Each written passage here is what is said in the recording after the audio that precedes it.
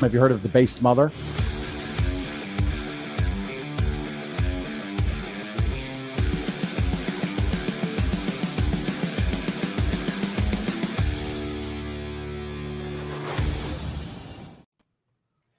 What's happening, people? I'm gonna put Elena up here so she's more at eye level.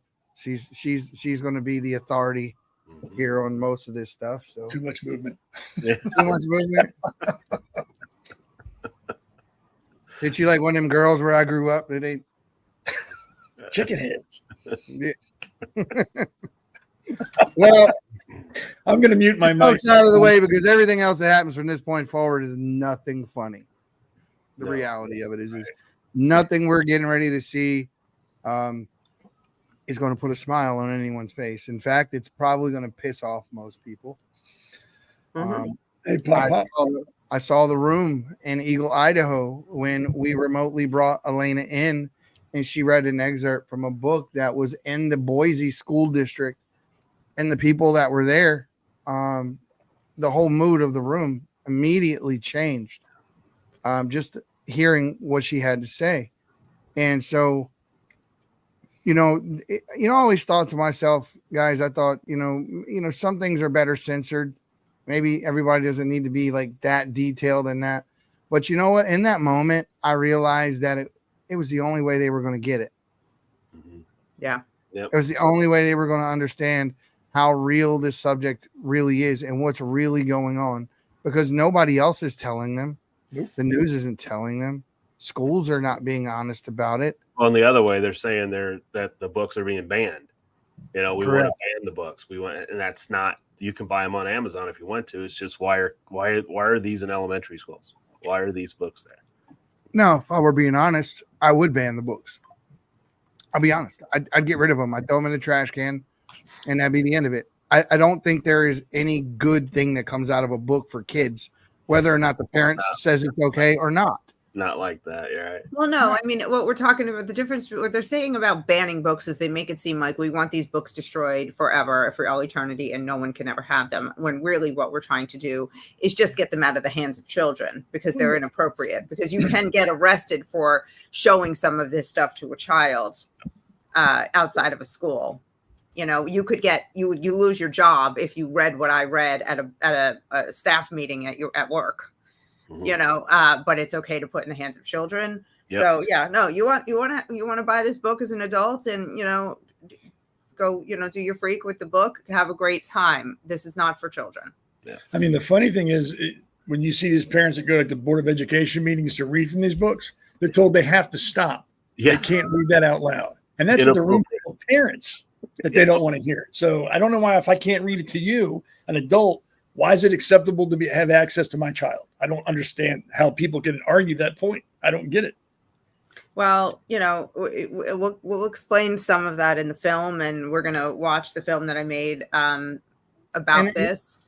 Let's not forget about the left. I mean, didn't they just most recently say, hey, shouldn't there be somebody that can do something about this to stop this interview between Elon Musk and Donald Trump? Mm-hmm. So they're very apt to censoring things that they don't like. True. Yeah. That's all that, you're right about that. Like, that's a good point. Everything. I mean, we're censored. I've lost a YouTube channel. We have another big channel that my son has that got demonetized, because, we were being censored there. And that's just me personally. And everyone has a story like that of being censored or being shut down or news stories that we've heard. So yeah, it is their special tool, but like everything else, they gaslight us. Mm-hmm. It's funny. I don't know anyone who that hasn't happened to. Mm-hmm. As a matter of fact, and I don't wish this on them, but the Cartier family, who has well over 1 million followers on YouTube, friends of the network and ours and Michaela, and we hung out with them on more than one occasion. We've had them on the show. Bunch of really cool kids. They started out their YouTube channel doing music reactions. And they grew their following. They got involved with Officer Tatum. And they started doing reactions to political news and things like that. And they told me when they saw me in Detroit, yeah, everybody's got a story like that, not us. I'm like, wait till they catch on to what you're doing. Yeah. And within a couple of weeks, I already had the story. It was like, I told you, this is what they do. It doesn't matter. And it's sad. But Section 230, which is the only thing I got to talk to MTG about in Atlanta, was the only little tidbit of a conversation I had with her before she had to get to the stage. I said, you guys have to do something about Section 230, because if not, people like us are going to suffer and be silenced and be discriminated against. It needs to stop. The social media companies have too much power. Well, let's see what they think about this one, about tonight's episode. It's okay. not too bad. It's I don't know about that. It's one of those things. It's going to make people think. And so with that, guys, going to start American Groomer. Can you set the tone for us a bit before I do hit the play button? Can you kind of? Sure. I one thing I like to let people know is I'm not a filmmaker. I'm just a regular American who's fed up with the media lies. And what I did here, I had realized that the mainstream media was full of it. And so when I started hearing they were banning books, I started looking into it. And what I found was really horrible. And I kept it. And even since I've made this film, I found out so much more that I didn't know. And I've learned so much more. And I realized that people had to find out. And I know that the only way people will really pay attention is through video these days. So I went up and down the East Coast interviewing people who you'll meet in the video, and did a lot of research and uncovered a lot of information that I think is a really concise, jam-packed piece, wake-up call for parents and grandparents, because this is actually critical, and it's in all 50 states. And you'll hear that in the movie, but I have to say it here. What you're going to see, if you think you're in Texas, you're in, a safe, quote unquote, safe red state, you're not. This is in all 50 states, everything you're going to see here. Good enough. Here we go.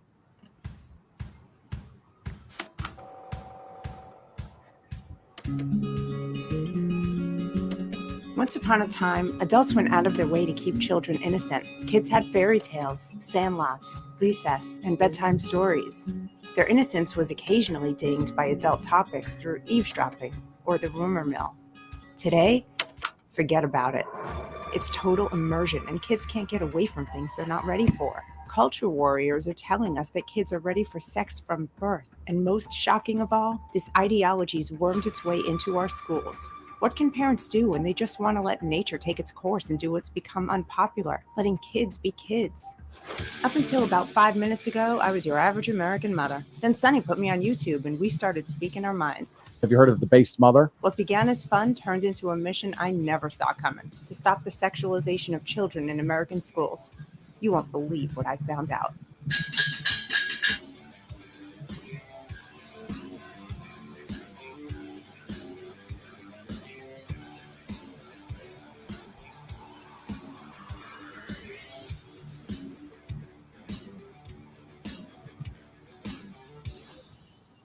The effort to ban books is accelerating across this country.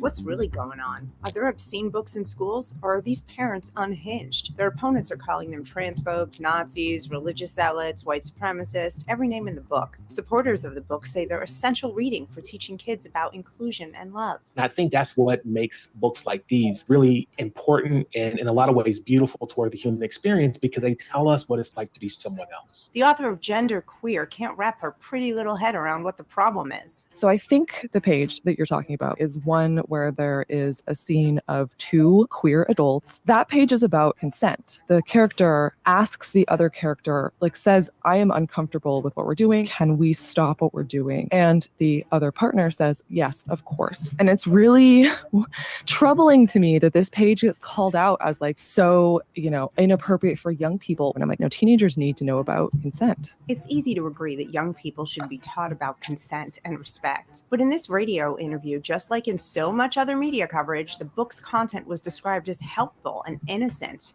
The excerpts in question tell a different tale. I got a new strap-on harness today. I can't wait to put it on. You will fit my favorite dildo perfectly. You are going to look so hot. I can't wait to have your cock in my mouth. I'm going to give you the blowjob of your life. Then I want you inside me. This gotta get out. I love all kind of people, all genders. He, she, straight, bisexual, gay, whatever, but this is wrong for a child to see that right now. Even the American Library Association has its hands in this. Most polls suggest that people trust their teachers. They trust their librarians. In 2020, the organization gave their coveted Alex Award to Genderqueer. Every year, it's given to 10 books written for adults that have special appeal to kids ages 12 through 18. Oh, it's special, all right. There are just so many beautiful images in this book involving natural objects. I live in Canada, and it's just absurd what's in the public school system. You have it too? Oh, absolutely, yeah. That's why we homeschool our children. I think that's probably a little bit more liberal than we would be using for most of the time in England at home. Sadly, she's wrong. It's over there too.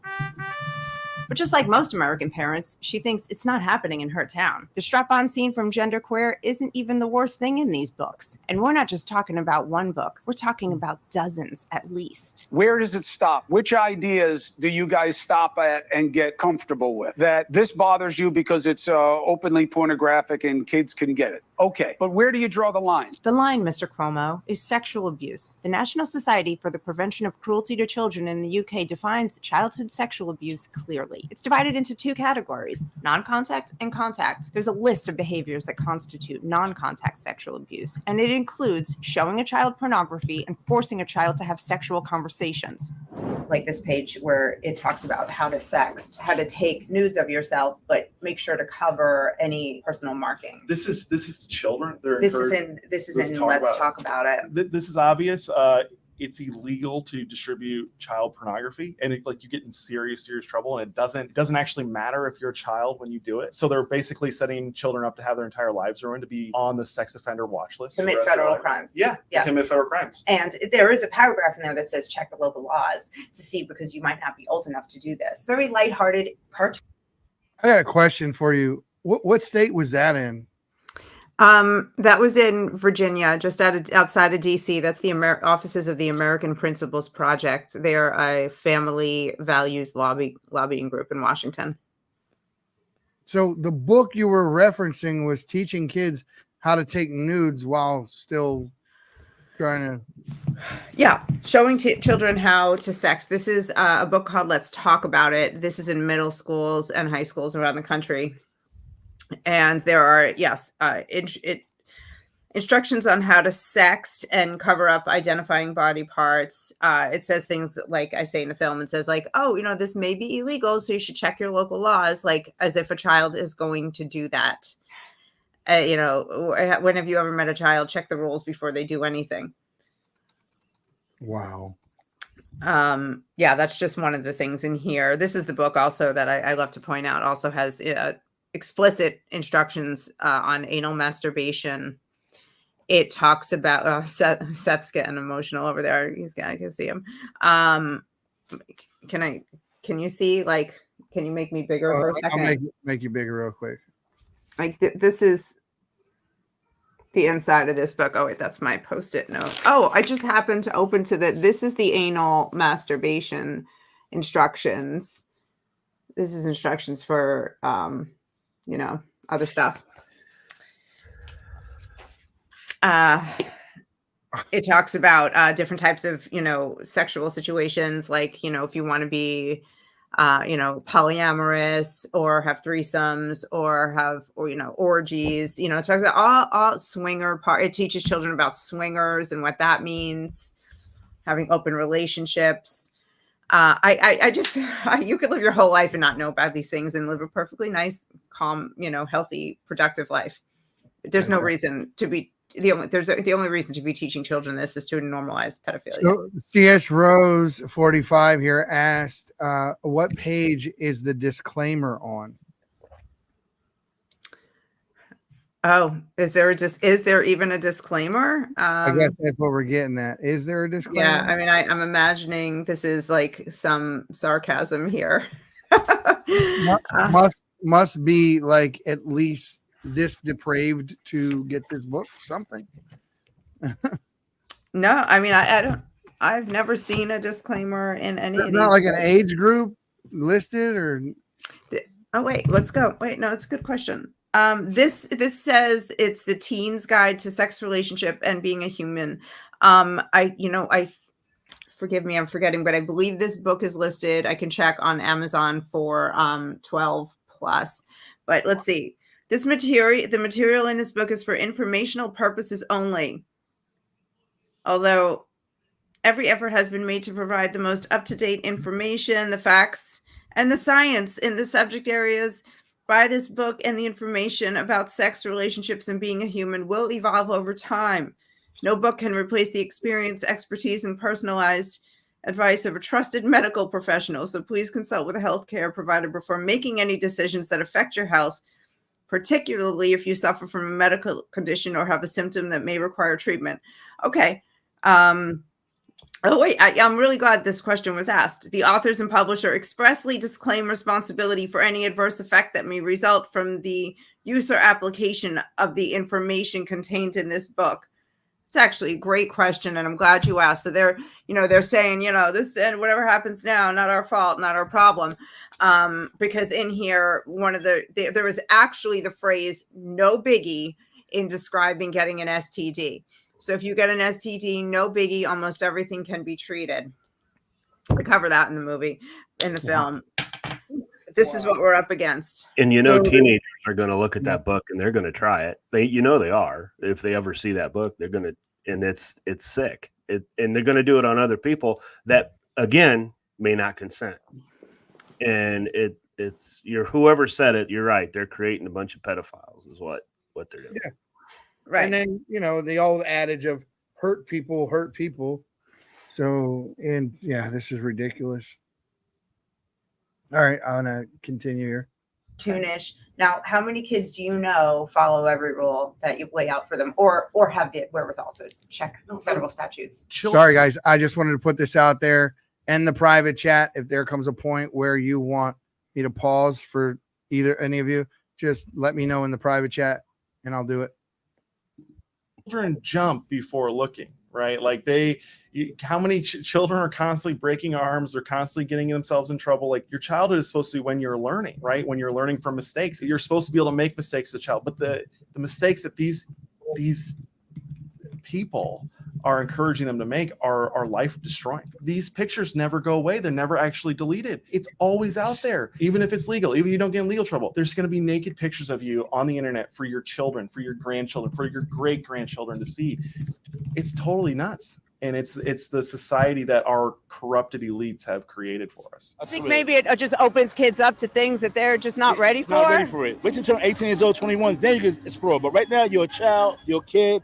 Have a good time. That's it, man. Parents are accusing schools and libraries of grooming their kids. But is this grooming? Some argue the explicit images and topics in these books are essential sex education. Some say that grooming isn't a real thing at all. To find an answer to the question, what is grooming? I turn to the works of former FBI agent Kenneth Lanning, who spent over 40 years researching, training agents, and consulting on cases involving sexual victimization of children. There are multiple uses for the word grooming. There's grooming an animal. Kate Middleton was groomed to be a lady, and look at her. She ended up married to the future king of England. But here we're talking about grooming in the context of sexual abuse. As Lanning explains it, grooming is a set of techniques used by some child molesters to gain access to their victims and to ultimately control them. He uses the word grooming interchangeably with another familiar word, seduction. So what are these seduction techniques? We're talking about things that might seem harmless, like attention, affection, special privileges. Put simply, grooming tactics are the first steps of non-contact sexual abuse. Please allow me to paint for you a disgusting portrait of how this works. In 2015, the movie Spotlight came out. It told the true story of how the Boston Globe's investigative journalism team uncovered an international child sex abuse scandal. The Catholic Church had been protecting priests who were pedophiles for decades. The film included the story of a real man named Phil Saviano, who was a survivor of sexual abuse in the church. The following monologue explains grooming better than I ever could. When you're a poor kid from a poor family, religion counts for a lot. And when a priest pays attention to you, it's a big deal. He asks you to collect the hymnals or take out the trash. You feel special. It's like God asking for help. So maybe it's a little weird when he tells you a dirty joke, but now you got a secret together, so you go along. Then he shows you a porno mag, and you go along, and you go along, and you go along, until one day he asks you to jerk him off or give him a blowjob. And so you go along with that too, because you feel trapped because he has groomed you. This isn't a unique experience, and it's never been exclusive to the Catholic Church. Grooming breaks down the barriers between a child and a dangerous predator. At the same time, it raises barriers between a child and their parents. It makes them think they're sexual objects to the adults around them and also to each other. I know what you must be thinking. This is different. No way this is happening in schools. Tell that to the father in Oregon whose teacher gave his daughter a sexual fantasy assignment. I want to first say you're a liar. It's not a rumor. I have the proof right here in my phone of with whom would you do it with? And my daughter specifically stated that the teacher put up a wheel on the classboard and it stated anal penetration, oral sex, licking of ear, kissing, and he wanted them to write down the initials of a boy or girl that they would do these activities with. Or tell that to the parents in districts around the country who found this in their middle schools. It sounds dumb, I know. And I mean, like, obviously, I know it's sex when a penis goes inside a vagina. But what about all the other stuff, like oral sex or hand jobs and fingering? And what about kinky people who do these things that are totally sexual, but it's not like sex, like spanking or being tied up with ropes and dangled from the ceiling? It may seem hard to believe, but that's not even the craziest part of this. When I talked to Terry Schilling in DC, I left shocked by what he told me. This all started with Alfred Kinsey and the Kinsey Institute. They started pushing these laws. 37 states have what's called obscenity exemption statutes, and that allows them to put pornographic books in schools. So what's happening is you can be in a school and show children in a classroom books like Genderqueer, books like Let's Talk About It, whatever porn it is, doesn't matter. You can show it, but if you walk outside that school to the playground across the park, you show those same children the same material, you'll be arrested. We have a nonsensical system where the institutions with authority are able to deliver the most damage and abuse to our children. I'm in shock. If you or I gave it to kids in school, parents would have us locked up. It's literally sexual abuse of children. That led me to Lynchburg, Virginia, and one of the nation's leading experts in children's and parental rights. What is an obscenity exemption? There are provisions in the law that were put in place roughly in the 50s, 60s, 70s, depending on the state, but they are exemptions from the obscenity criminal statutes. To break it down, there are criminal laws regarding obscene materials that are considered harmful to minors. This is why it's illegal to sell a Hustler magazine to someone under 18. But in dozens of states, you can show that magazine to any kid of any age in a school or library, and the criminal law doesn't apply. It's like a get out of jail free card, except you wouldn't even have to go to jail in the first place. Illegal and harmful to kids on one side of the threshold, totally passable on the other side of the threshold. How does it become not harmful once you cross the threshold? It doesn't, but that's the ridiculousness of these exemptions. Here's another example of what a teacher or librarian can read to your kid in most states. Hey guys, what you doing? Taking care of business, have a seat. Uh-oh, I think I figured out what taking care of business means. We're each busting a load into this bottle. If you don't come, you have to drink it. Ha ha ha. Are you wondering if you live in a state where anything goes? We'll get to that. But first, how did these laws come to be at all? Alfred Kinsey is really the one who started it all. Kinsey was a zoologist who spent all his time with bugs, but he had a bit of a sexual fetish. So in the 40s, he secured funding from the... All right, I wanted to pause real quick. I'll back it up just a second so we don't miss anything there. So there it is. Thoughts? Where do we go from here? I mean, there was a lot in that segment. We talked about, the example of how grooming works. And this is what's happening with teachers. So if a teacher, an administrator, a school counselor is talking about a child with this, talking about this kind of stuff with a child, giving this to a child, the American Library Association pushing hard to get this into kids' hands, they may or may not be the person who takes that child from non-contact sexual abuse to contact sexual abuse. But either way, they're preparing the child and readying them to be abused. So now children are either going to go out and they're going to abuse each other because they don't know what, they don't understand right from wrong. They don't know that their minds, their bodies are not ready for this yet. A child is going to be more easily abused by an adult because they're already prepared and confused about what's normal and where the boundaries are. So whether it's the creepy uncle, the priest, a school teacher, we see a lot of female school teachers abusing kids, even young kids, where the stories are starting to come out. And a child is going to be more easily enticed by an online predator. into sex or sex trafficking, being sex trafficked. So that's where this freaks me out so much, is because in one generation, we're going to have a population of so abused, traumatized people. I don't even know how we're going to deal with it as a nation. We have to stop the abuse so we can stem that future bleeding now. We've Dale and I have actually, we went to a Moms for Liberty in Philadelphia, and we were actually talking to people out in the crowd, and they were talking to them about banning books, and we read excerpts from books. This book is gay, genderqueer, things like that. And one of them happened to be a grandmother, and she kind of looked up at Dale and goes, "Oh, well, that's not good." And so it's these people that are out there, they don't know what's in these books. But what's really scary, folks, is there are people out there that think it's okay for these books to be read to children, to be in libraries, to where drag queens come in and read to them. It's okay for this. That is what I have a hard time believing, is that that's the case. But when we were out there, there was a bunch of people out there. You guys are familiar with NAMBLA, I think. I don't know if it's still called NAMBLA. North American Man Boy Love Association. They had during all the flags over the protests, they had those flags there, which is basically pedophiles. So they welcome pedophiles into their groups, and it's amazing. It's astonishing how little people know about what is actually in these books. And there's movies like this, documentaries like this, is what helps get it out there for the people who are sitting there thinking this can't happen. There's no way. It's sick. Yeah. So I want to address something you said. You talked about books like genderqueer and this book is gay. This book is gay. And so when they come back, against the people who want to take these out of children's hands, they say that that we're just transphobic and homophobic. Yeah. But the fact of the matter is the pornography is not limited to gay and trans and, non-binary sexual scenes. This book here has some of the most graphic erotica you can find, and it's all heterosexual, like just standard straight porn. Same here.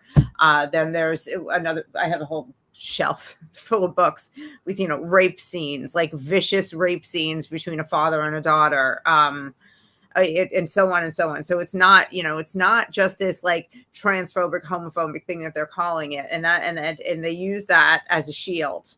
And then anybody who thinks they're a social justice warrior, or they're a kinder, more tolerant type of a person, as soon as they hear that, they're like, "Oh no, you're not gonna be a transphobe or a homophobe," and they don't even realize what they're standing up for. That's why these books need to be read at every school board meeting in America where these are found, and that's why I want every parent in America to see this film and be hit over the head with the reality. Mm-hmm. I say it like this, and I'll say it again, and I may be the more abrasive one of the bunch, but you won't do this. You won't show this to my kid and just walk out of the school that day and go to your car and you're okay. And you're expecting, people to show up and bitch about it at the school board. I'm not one that's going to do that. Guys, it's why it's called sacrifice. Some of us have to fall on the sword so that everybody else can live normally. It happens in war. It happens in all facets of life. And when people like this think that they can use the law and loopholes they create within the law to sexualize your children as a parent, and all those parents say, "I would do anything for my children," anything. Where's your anything at? Because this shit's happening, and I don't see anything else happening. Like, where is the news story that says a group of parents went down to the school with baseball bats and machetes and shit? Like that story's never occurred. I never heard that story. But I guarantee you, I promise you, if this would have happened in my Baltimore little city spot where I was from, as depraved as that place was, and it was, you would have had given me an assignment at school that said that I was to write down a sexual position that I liked and who else I would do that with in my class. And that was an assignment from the teacher. Me, my mom, and just about everybody else's mom in that classroom would have been up there for that teacher's neck. There would have been the same thing in my neighborhood in Brooklyn. There would have been blood, but back then, when we were kids, parents were involved. Parents were paying attention. First of all, they also weren't being gaslit and lied to by teachers and administrators and the media constantly. And we weren't in this like emotional, cultural insanity that we're in now. People won't even listen to a fact. And that's why you have to hit them hard with these books. Maybe it's just me, because I'm an asshole. But I'm sick of hearing parents say, well, I didn't know that was going on in school. Well, here's something. Get off your ass, put your cell phone down, stop playing Candy Crush, and talk to your kids. Find out what they're doing. Stop taking the word of government officials or school teachers or principals telling you what they're doing. You're the parent. It's your responsibility at the end of the day. You had the kid, the daughter, and the son. So get off your ass and find out for yourself. And I guess I bet if half these parents stopped playing the good parent and actually did parenting stuff, they would know this for themselves. And this stuff would end overnight. But too many parents are worried about playing the role of a parent. They don't care what their kids are doing. School's somewhere their kid can go for 8 hours a day and be babysat for free. He's out of my hair. I can go do what I want to do. Exactly. If you talk, Elena, if you get a chance, C.S. Rose on here is doing the same thing you're doing in our county and is fighting the school boards over the same things. You two should talk. I think you two would mesh and be able to help each other with this stuff. But if I've watched her go to the school board and read books like you have to the school board, and parents are yelling at her that that's not true, or we don't care. You can't ban books here. It's disgusting what some people consider a parent to be. Mm-hmm. Yeah, you should. If you know how to get a hold of Rose, please, C.S. Rose, please connect us. I'll get you two together. I'll get you two together. Somebody said something in here that I should translate the film. It is almost done. The Spanish translation is almost complete. So that is coming out very soon before Northeast back to school.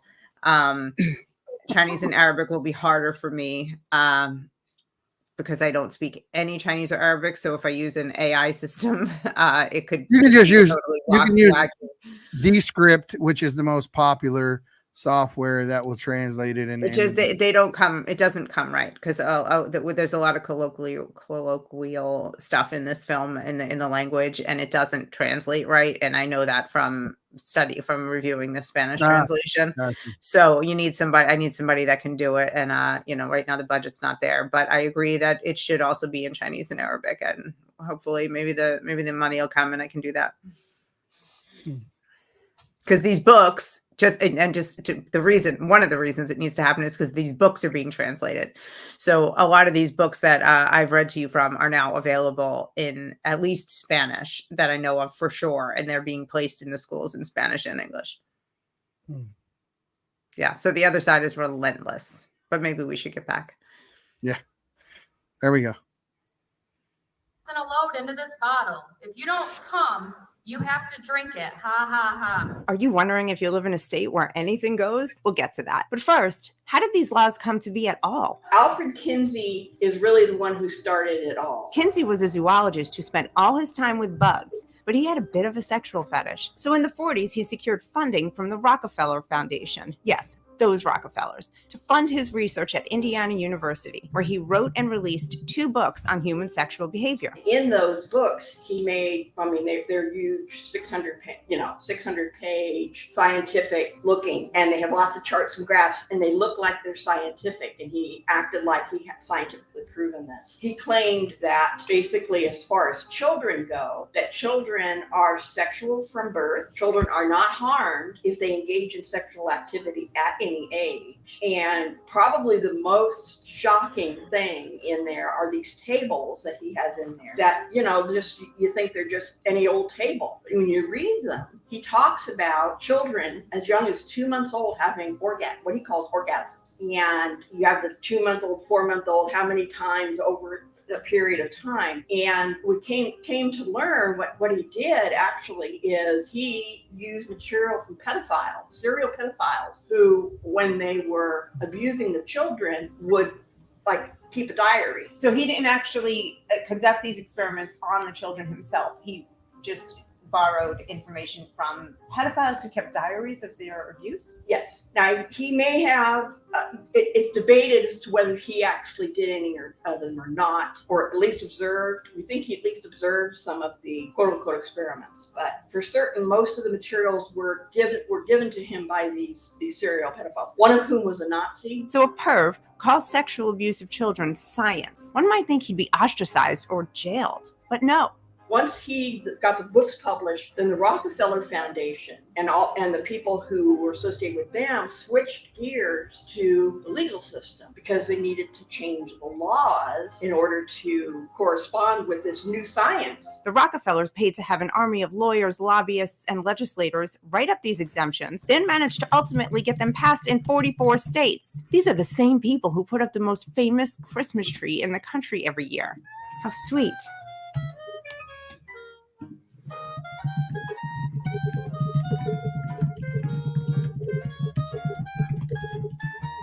Let's go back in time. You're 12, you're 13, you're 14. What were the focuses in school? Math, geography. Science, Geography was a English. big subject. Did you guys have sex ed? It was in health. They told you about starting your period, which was a big deal, but it was very quiet then. It wasn't on TV, but that's the only sex ed we had. We learned very little about the female body. We learned a lot about male sexual reproduction, basically all the basics. And they also drilled into us how not to get into trouble. So was there any talk about sex? Oh, God, no. Who taught you about that? My boyfriend. Bob, you've lived a lot, been married. All of you have had children, and many of you have grandchildren and even great-grandchildren, right? Mm-hmm. Is that okay? Is there more that kids should be taught than what you were taught? Sex is just so nonchalant nowadays to the kids. You know, it's no big thing. It could be like 10 or 11. Yeah, sex is no big thing to nobody. We couldn't seem to land on specifics, so I showed my guests what their grandchildren have at their fingertips. Hey, so I've been meaning to ask, how is it going with you and Aiden? How's the sex? Oh, well, it's fine. I mean, he loves it, so I guess it's going good. If it were good, you would know it. Ooh, I know. Masturbate in front of him. What? Yeah. Hear me out. It's not just a super hot and sexy thing, but you'll be literally showing him how you like to be touched. Fozzie likes it. This is in school? Yeah. Well, I think it's too young, too much, too soon. When it's two kids under 18 and they're having sex, they're not having sex. They're sexually abusing each other because they don't know what is happening. How did we make the quantum leap from health class in the 50s to encouraging girls to being porn stars for their high school boyfriends today? If you guessed Alfred Kinsey, you'd be right. In the 60s, one of Kinsey's most fervent disciples, Mary Calderon, got seed money from Hugh Hefner of the Playboy Empire. So she left her job as a director at Planned Parenthood and used the cash to found SICUS, the Sexual Information and Education Council of the United States. Sounds important. Today, SICUS is the most influential sex ed organization in the U.S., and its influence can be felt in every school in America. SICUS hasn't strayed an inch from its founding principle that children are sexual from birth. They're using federal funding to fight for even more aggressive laws, currently lobbying for nationally mandated sex education starting in kindergarten. For now, the poor kindergartners are limited to topics like this one from the book Grandpa's Pride, which fills them in on Grandpa's kinky S&M life. The people behind the sex for everybody ideology are grateful to know the big kids, meaning 11-year-olds, can see a lot more. Can I show you some stuff? Yes, please. Oh, I don't think it will be shown in a school. I don't think it's a part of education. Teachers are not responsible for teaching my great-grandchildren how to stick it up somebody's ass. Times change, and of course change can be good. But books like this being pushed onto our kids aren't telling the whole story. They leave out important science that could save kids from a lifetime of misery. This one reads, while they're not perfect, barriers like condoms are your best defense when dealing with sexually transmitted infections. The truth is, even proper condom use only reduces the chance of catching genital herpes by 25 to 50%. In their push to normalize everything, this book says, turns out the majority of STIs are treatable and if caught early, no biggie. No biggie? There are some that are untreatable, like HPV and herpes, both of which the majority of people have, even if they're symptomless. Not only is this inaccurate, but painful open sores on your genitals are also no biggie. There are some scary infections out there, like HIV. But you know what? Even that can be treated. HIV and AIDS?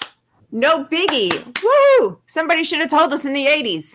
Organizations we're supposed to trust are twisting or leaving out scientific facts while also ignoring everything we know about child development, like the brain. Our prefrontal cortex, right here, doesn't fully develop until the mid-20s. So kids only have limited ability to use logic, weigh consequences, and plan. Instead, they rely heavily on the amygdala, the emotional center of the brain, and it shows. If they're not providing real science to kids, what are they doing? They're grooming them.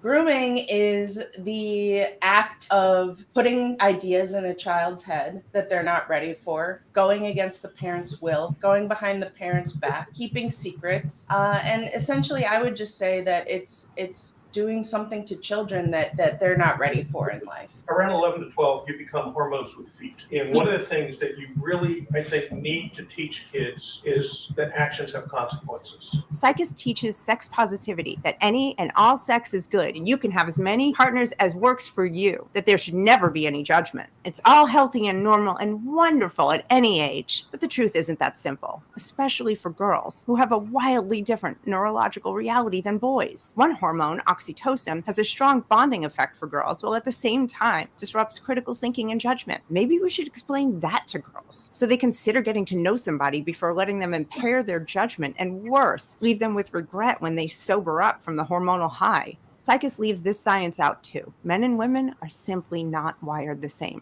Psychus, Planned Parenthood, National Education Association, the American Library Association, the Human Rights Campaign, they all have big influence, and they all conveniently leave out this well-established science when they're telling girls that sleeping around is harmless. Then take into account the physical reality. A young woman's cervix isn't well developed and leaves her at a much greater risk for HPV, which is known to cause cervical cancer. Are we going with no biggie on that one? Then take birth control. They're giving those out like candy. But no one teaches girls that women who take them have a higher risk of getting breast or cervical cancer. Guess what? No biggie. It wasn't that long ago that there was universal agreement that it was virtuous for us to protect the innocence of children. What the hell happened? Yeah, up until 5 minutes ago, this was all common sense, and it was well known that, you know, the red line you don't cross is going after children. But I think it's kind of been a slow burn leading up to it, but it was so insidious that we maybe couldn't see it until it kind of just boiled over. I think that there are a few motivators behind it. The first one is to normalize pedophilia, and they're using this agenda to kind of push that through and to get the public to be okay with it. I think another motivator is obviously money, you know, hooking these children up to the medical industrial complex. Big Pharma loves trans kids. Side note, Big Pharma also loves kids with STDs. For every year's worth of new STD cases, the medical industrial complex brings in about $15 billion in lifetime medical costs. About half of that comes from people aged 15 to 24. Nothing's better for them than tethering your kids to the system for life. I think that they are scaring people into silence. You know, they're using the LGBTQIA plus community to gain acceptance from it and to make sure nobody speaks out against it, or else you're labeled a bigot, you're labeled a homophobe or a transphobe. And, you know, we take great issue with that because we never consented to any of this being done in our name. We never signed up for this. We never foresaw this coming when we were just fighting for our rights. You know? There's also other dangers. Children that are getting abused because of that will think that is the norm and they shouldn't speak out. And if we show that act, we like normalize something that's abnormal. This is from Let's Talk About It. This is a page describing how to masturbate with your anus. I'm honestly not sure. I understand how it's controversial. I just don't know, like, if kids don't read about it in school or like don't do it kind of like in a safe environment, how and when and where are they going to approach this? Like, at least school and textbooks are, like they have some guidance. They have a teacher with them. How do you think teachers and librarians will feel talking about this stuff? That I don't know. I think that is probably way more problematic because I don't know if they're receiving proper training with these textbooks. Like, I don't know how they're being like trained or guided into this. And I'm sure it's not always going to be like an easy topic for teachers to approach. I wonder what anal masturbation training for teachers looks like. If common sense and instincts tell you that kids don't need to see this, there are decades of research that prove you're right. What happens when a kid is groomed is they get confused about what's appropriate, and they start treating themselves and each other like sexual objects, participating in conversations and activities their minds and bodies aren't equipped for. Dr. Bronwyn Arnold at the University of South Australia tells us that victims of sexual abuse may experience cognitive distortions in relation to abuse, including normalization and positive associations of their abuse experiences. So they get this warped sense of reality. The mind stops working right. Before I get further into the devastating effects of sexual abuse, I have to say this problem we have is way bigger than Epstein Island and way bigger than the Catholic Church scandal. Epstein Island, we're talking about probably a few hundred victims. Not trying to minimize what happened to them. It's atrocious. The Catholic Church, probably tens of thousands of victims, maybe more. But this stuff we're dealing with, this grooming in our schools with pornography, sexy drag shows, grouping kids based on who they're sexually attracted to, the scale is massive. There are just under 50 million children in the American public school system. That's 50 million school children who are sitting ducks. A little more on why this matters. Psychologists at the University of Manchester and University of South Wales analyzed 68 separate studies on childhood sexual abuse, and they concluded that a survivor is 3 times more likely to attempt suicide than someone who wasn't sexually abused as a child. 3 times more likely to attempt suicide. The CDC says people who endure sex abuse as a kid are more likely to have heart disease, obesity, and cancer in adulthood. Depression and PTSD are par for the course. Plus, survivors are more likely to abuse drugs, more likely to have risky sexual behaviors and catch STDs, and are also more likely to perpetrate sexual violence on others. These things are hard to hear, but they're harsh realities for victims. This kind of abuse even affects physical brain development. One interesting finding is that survivors have an increased likelihood of psychopathology. So you can become a psychopath from being sexually abused as a child. So let's keep shoving sex down kids' throats and calling it a right and a natural part of childhood. As if all that weren't enough to make us stop introducing kids to kink. Did I forget to tell you about the kink? Remember the innocent conversation about consent from Genderqueer? That book also includes a casual mention of an S&M website. Toured the SF Armory, which at the time housed the filming studios of kink.com. Every kid's got a smartphone. Yeah, in their of hands. Have course. you guys seen kink.com? May I show you? Please show us. I've never seen no. that. A 7-year-old can just. Oh my God. Oh. So this is Wow. in some in middle school, high school libraries, and in some classrooms. That is. This is the book that the largest teachers union in America recommended to teachers for summer reading. Why would teachers need to see this to be more effective? Why do children even need to know this exists? I wouldn't have that conversation with anyone. Okay, how old they were or how old they were. It's important to say that we can't blame this all on teachers. The vast majority of them are good people with good intentions. They want to do their part to give children what they need to be intelligent, productive members of society. It's these powerful organizations that are pushing this on our kids. But unfortunately, there are, in reality, increasing numbers of teachers who are obsessed with children's sexuality and are happy to provide X-rated materials behind a smokescreen of inclusion. This has been my first year in preschool with a class of my own. We've been talking about gender and skin color and consent. Having LGBTQ plus books in the classroom and making sure that our classroom is a brave and safe space for everyone is so important. I find it important for my students to get to know about other people and different lifestyles, but also it helps them create an identity for themselves. I get so mad every time I watch this.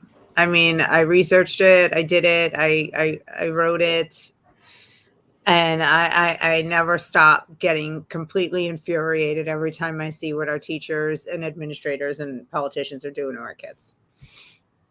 And they're out about it. They're not even trying to hide it. They're out about it. They are just proud to be doing this to our children. And that's my question, right? It's like these guys, they're all adults. They understand what they're doing. I guess, what do you guys think of the mind or the mentality of someone who knows full well what they're doing, and yet they still do it? Like, they know they're indoctrinating children. They know this is wrong. They understand the ramifications of said thing.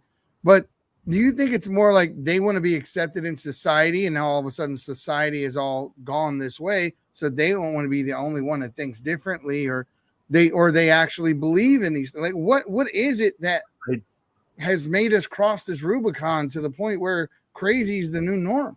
I think you hit it on the head, Eddie. I think a lot of them don't want to be demonized.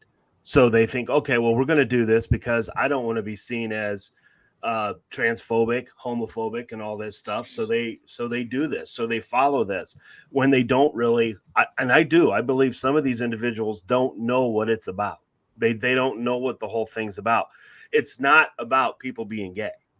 That's not what this is about. It's not about, I think it's way deeper than that. Yeah, this is about teaching 11 and under how to masturbate when they don't even know what that is. They don't know how to read.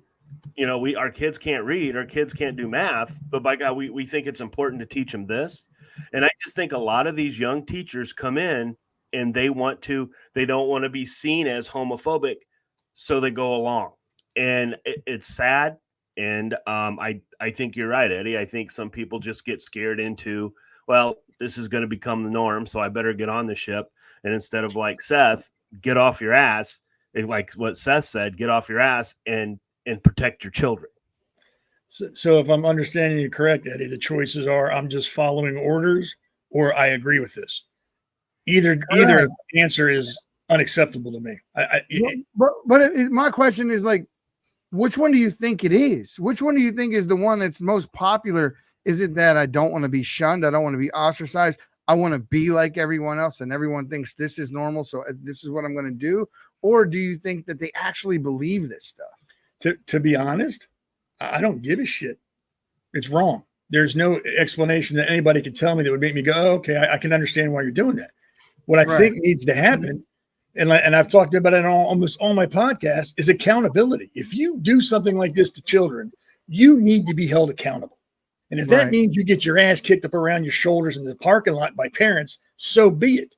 But there needs to be accountability. This country's gotten so far left, no one's accountable for anything they do. This is why these sick twists can go to school and talk about these things and show them these books, because they know nobody's going to pull them onto the carpet and beat them. I mean, the unforgivable sin is children. You screw with children, that's unforgivable. There's nothing you can do. I'm not God. I'm not going to forgive you. I think I'm like you. I get to a certain point where I feel like, okay, it doesn't matter, period. But there's a part of me that just kind of wants to understand the mind of America. Like, where are we at? Are we to the point where people are just too afraid to say what they believe? Or are we at a place where they've been indoctrinated and they really believe that? Now, both. I wanted to, that's the reality. It is both. I wanted to welcome Ann into the room. Ann Funder, she's here, and say hello. Ann, can you hear everybody? Are you able to hear us, Ann? She's frozen. Yeah, she froze up. She froze up and she left. She'll be back, I'm sure. But yeah, guys, look, I just trying to figure out, like, not that we're not crazy as a country. We've lost our damn minds. But what I'm trying to figure out is why we're crazy and how we're crazy, because it's only through, like, if you know how we got here, maybe there's some clue in there and how to undo it. Well, there's a lot of different things. I mean, I went through the history of, how the Kinsey thing little by little became, came into the law, and how his disciples with the children are sexual from birth came to be a part of the school system through powerful elites, who were funding her. But they started small, and, it became little by little, they added the graphicness. They didn't come in on day one in 1960 and drop something like, strap on dildos on children. So that's one part of it. Another part of it is feminism, coming in and telling women that their jobs are more important than their families and they should be paying more attention to their career. Another thing is, somebody mentioned in the chat earlier, is the divorce rate, is another way to break down the family. And so now everybody's working, and now in 2024, everybody's working, everybody's on their phones, no one's paying attention to the children. So it's a perfect opportunity for pedophiles and creeps to institute whatever psychopathic plans they have. And they're doing it. Look at what they're doing. They're taking children. If we get away from the pornography in the schools for just a second and look at the gender ideology and the social contagion that they've done, they're literally taking children away from their parents if the parents object to gender ideology. There's a story in the news the past couple of weeks about the couple in Maryland who lost their autistic son to gender ideology, that the hospital called CPS on them and they took the kid away and put him in foster care because the parents didn't want the kid mutilated and sterilized. I mean, so it's all these contributing factors, but we've also become a very selfish society and parents don't want to parent. Well, and true. I mean, we have laws like, we have law in California called Assembly Bill 665. And Assembly Bill 665, just like, I forget the one that's where Maurice is at. I forget the name of that one. And there's another one in Michigan. But essentially, you can take a child from Texas, kidnap that child, as far as the parents are concerned, take that child to California, affirm its gender in whichever way, get it mutilated, counseling, change its name, whatever, right? California law will protect the person who kidnapped the kid, and they will hide the kid from the parent. And it's called Assembly Bill 665. And there are 2 other states that actually have similar laws. I believe Minnesota is one of them. Yeah, it's Minnesota, and I if I'm not mistaken, I think it's Minnesota. I know it's Washington too. Minnesota. I'm not sure of the other ones, but I do know of Minnesota. It's Washington as well. And guys, I want to welcome Ann Funder, who just made an appearance. How are you, Ann? Good to have you here. So we are going through this movie, American Groomer, and Elena, who's here with us as well, is the purveyor. She made this movie, and this movie is basically them coming after our children, to put it, very, very lightly, and that's what we're commenting on. So we'll go through a portion of the movie. We'll pause and let folks ask questions. But we're glad you can make it. Thanks for joining us. And Ann's going to be dropping her first podcast here soon, coming in the next week, guys. So look forward to that. Anything else before I jump back into the movie, crew? Now let's go. All right, let's do it. Being identified as a member of their family and community was enough for human beings for thousands of years. It was the glue that held us together. But apparently, those teachers know better than all of us. With so much focus on diversity, inclusion, who kids are sexually attracted to, you'd think there's nothing else to do in school. You'd think our children are intellectual rock stars ready to pioneer in engineering, literature, and philosophy. Think again. Only 37% of 12th graders reached or exceeded the benchmarks for math and reading that would give them what they need for entry-level college courses. Politicians and school administrators are quick to blame the pandemic. That stat I just gave you, that was from 2019. The U.S. education system's been in free fall for decades. The shutdowns only served to make a bad situation worse. Before the pandemic, 36% of students were performing below grade level in at least one academic subject. Now, that's up to 49%. But my favorite disaster comes out of Oregon, where they scrapped the high school graduation requirement that made sure kids could, and I quote, read and comprehend a variety of text, write clearly and accurately, and apply mathematics in a variety of settings. You know why that was scrapped? Because those requirements were racist. Since they dropped the standards, graduation rates are looking great. Unfortunately, last year, roughly only a third of those graduates were proficient in math and reading. All this may explain why more and more parents are homeschooling their children. Someone should tell the Oregonians that Black homeschool students are scoring 23 to 42 percentile points above their public school peers on standardized tests. Tell me about how you decided to start homeschooling your boys. It's something I've always thought about doing, but then we've always been on 2 separate pages about that. So when he came to me and was like, I think we need a homeschool, it was like, oh my gosh, I think it's the right time.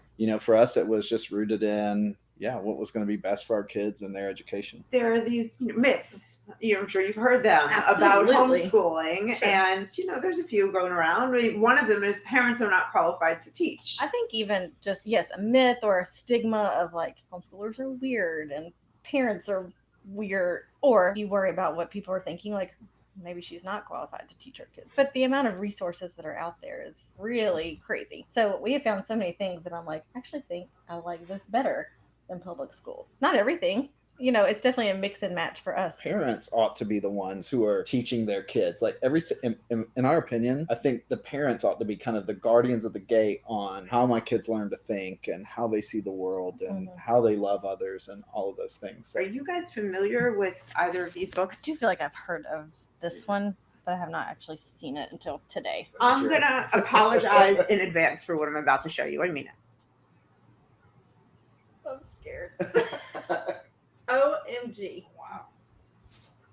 My kids are not so sheltered that they don't know of things. It's hard because I do have boys as well, so I'm not necessarily the person they're wanting to talk to. But we always try to make it like you can come to us. It's not like you're going to be in trouble if you see something or hear something that you don't know about. But even some things that have come across in this house, I'm like, okay, you don't actually know some of the things that I feel like some people at this age do know. And I'm thankful for that. I'm like, I want you to stay little as long as you can.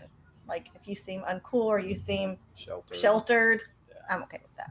That's okay. Now that you've gotten a glimpse into these books, will you be adding these to your homeschool curriculum? Absolutely not. So what can be done about all this? Remember those trusty librarians? People trust their teachers. They trust their librarians. Well, the American Library Association has recently been booted out of Montana, Missouri, Texas, and South Carolina, and they're walking the plank right now in almost a dozen other states. Parents and legislators have simply had enough of their brazen agenda to sexualize America's kids. And genderqueer? Genderqueer comes out in 2019, gets challenged in 2021, now banned in at least 49 school districts around the country. 49 districts down, only 13,300 to go. And how about those criminal exemptions for showing porn in schools? In the last few years, 5 states have repealed them in a major victory for children. Congratulations to Tennessee, Arkansas, Indiana, Montana, and North Dakota. More repeals are up for consideration in another 16 states, and they need support from parents. Americans are standing up and fighting for what's right, but getting into this fight isn't always easy. So you're just fighting to keep children innocent, but the Southern Poverty Law Center has you labeled as an extremist group.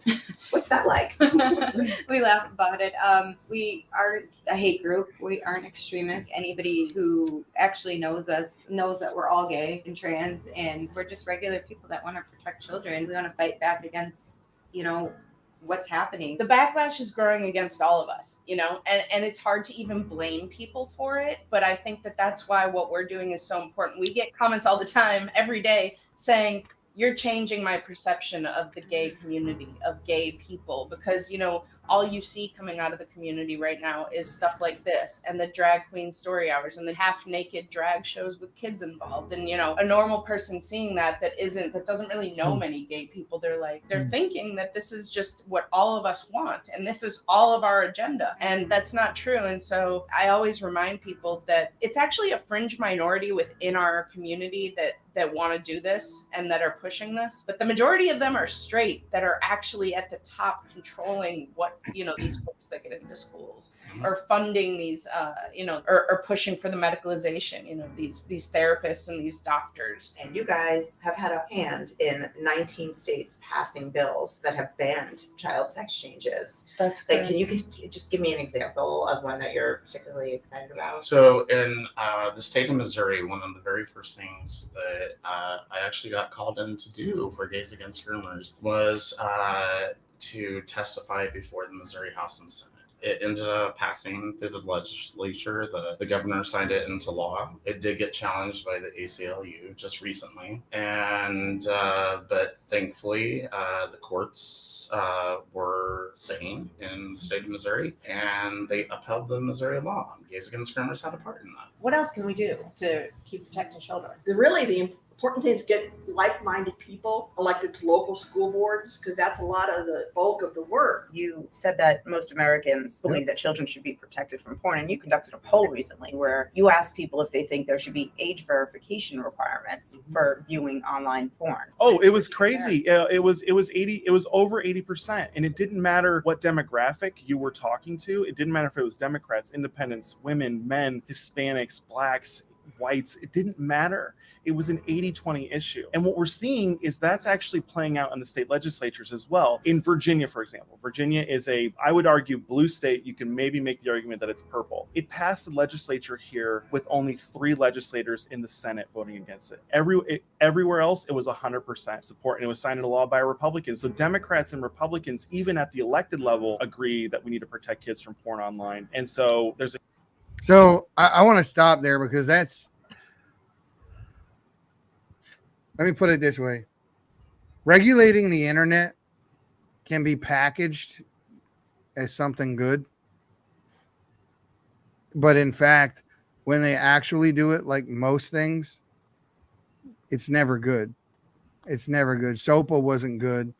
My question is, how do we protect kids from pornography and the depravity that is on the internet, while at the same time maintaining our freedom on the internet? Because the government never does anything just enough. They always go an extra mile. And so when he starts talking about government regulations because of this issue, of course I don't want kids to pornography. Well, at the same time, I don't want the government in charge of the internet.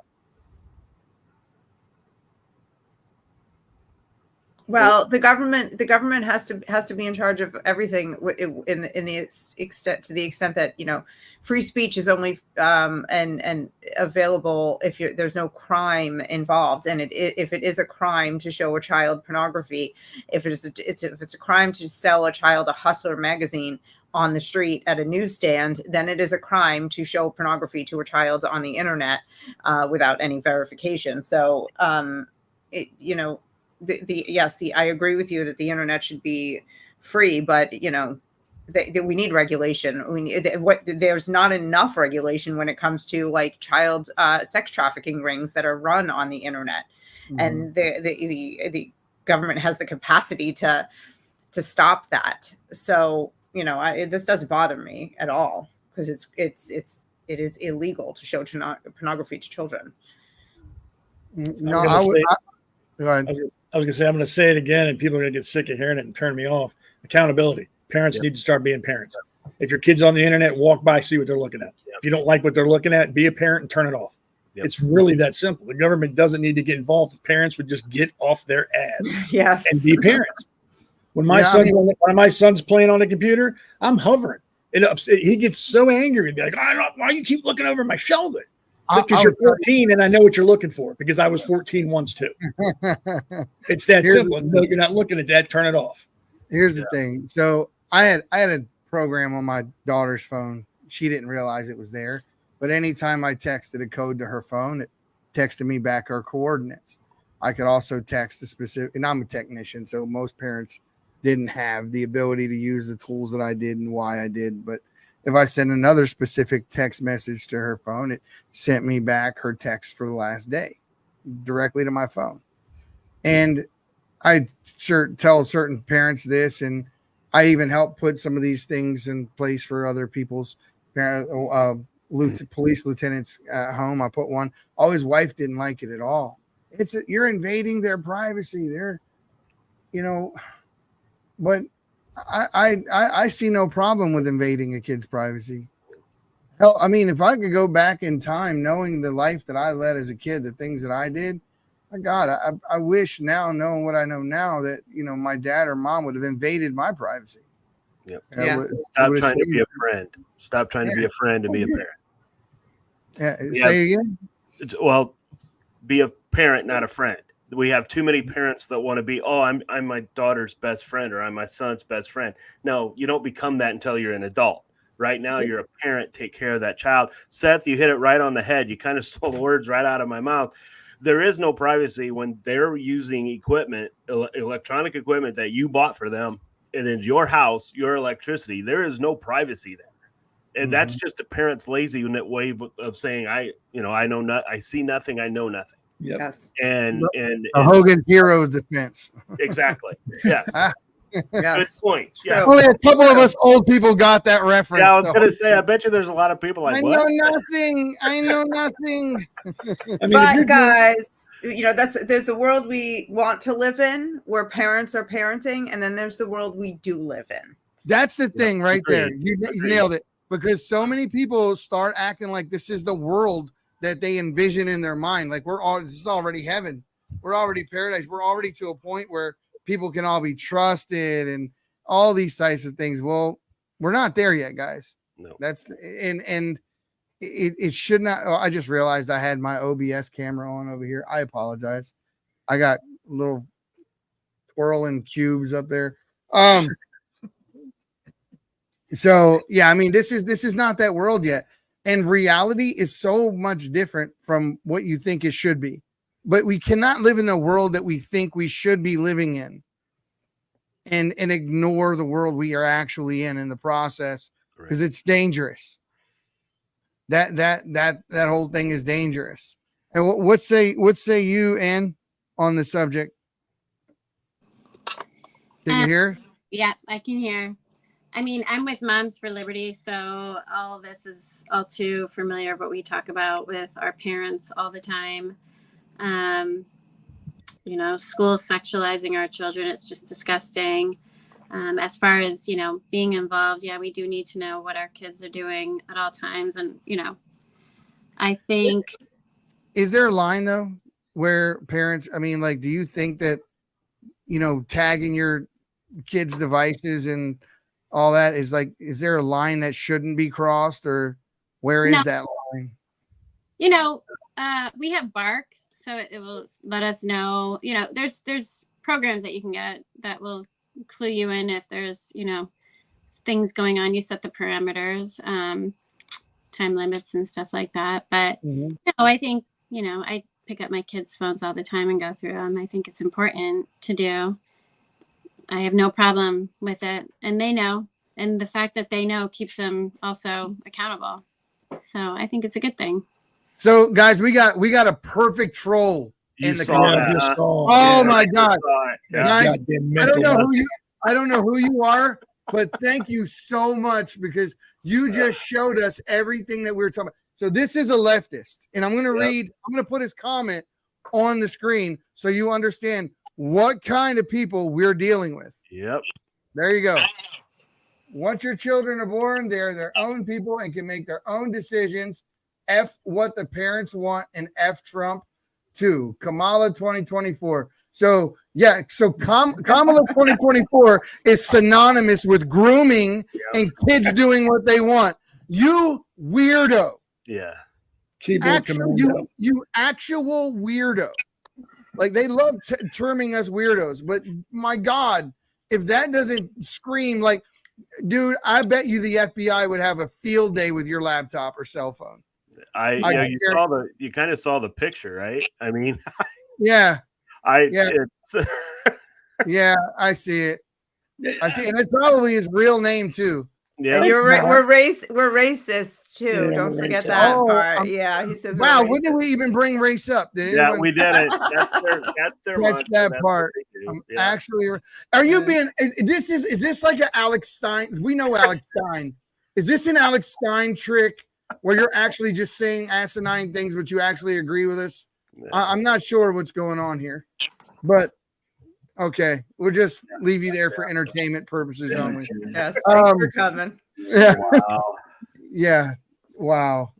So, when did you hate black people? Yeah, when did we do that? When did we do that? I must have missed that. Did we even bring this up? Did we even bring the subject of not race? At all. No. He's sitting in his parents' basement eating a Hot Pocket and waiting for his next one. He's just angry that his mommy hasn't brought it to him yet. Probably with one of those books in his hand. All right. For this guy gets us too far down the rabbit hole. Let's watch the movie. It's a huge amount of ground to gain there. There's 7 states right now. We need to get to all 50. People are waking up and they're not afraid of being canceled anymore. But we've only just begun to do the necessary work. It doesn't have to be this way. They're going to tell you your kids aren't being groomed for sex at school, online, or everywhere they turn. Welcome to the White House. Thank you. Trans rights are human rights. Are we topless at the White House? They're going to tell you no one is coming for your kids. I want to talk to the kids. Hi, kids. Hi, kids. Hi, kids. They're going to tell you this. That is guy all right there. healthy sex education. Wait, let's pause for a second. I got that guy right there, the one that just spoke. Groomer. Jeffrey Marsh. So Jeffrey got extremely angry with me on X, and he was saying some things he shouldn't have said, and I don't want to. I forget what it was. We were going back and forth, and then Maurice put a post out with him on there next to Michaela, kind of showing the difference, the contrast between the two, and I made the comment that he looks like AIDS. Like, I don't know how AIDS would look. I just assume that's what AIDS looks like. And my God, dude, now I'm blocked. Just funny story. Now I'm blocked.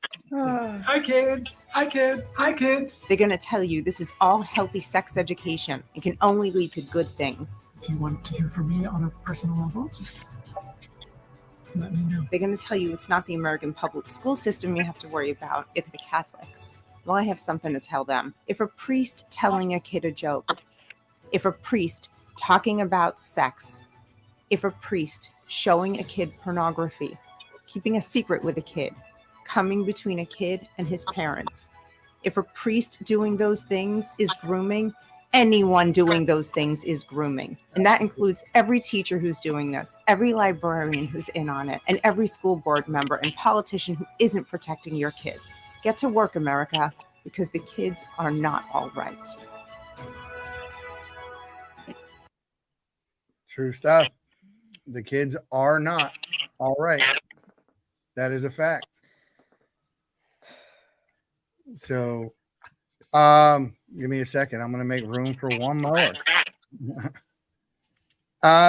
You're right. If we get, let me see, dynamic recommended here, that'll work. That will work. Yeah. Somebody's got somebody in the background that's, I don't know if that's a phone or what that is. Yeah, I can hear it now too. Maybe it's maybe our troll's gotten in. That would be funny. Oh my God, he needs to try decaf. All right, But there we go. But he's part of the problem. I mean, Oh, that's yeah, the he- argument.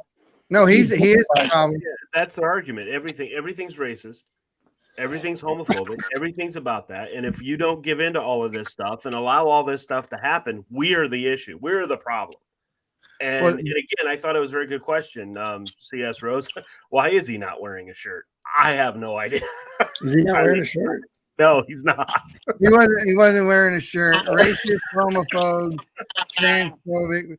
You know, the reality of it is that they are the ones that hate the white Christian, whatever, right? This is why they didn't want the trans manifesto to come out after the Nashville shooting, and why YouTube went to extra lengths to ban Steven Crowder's account when the manifesto, the few pages that were made public.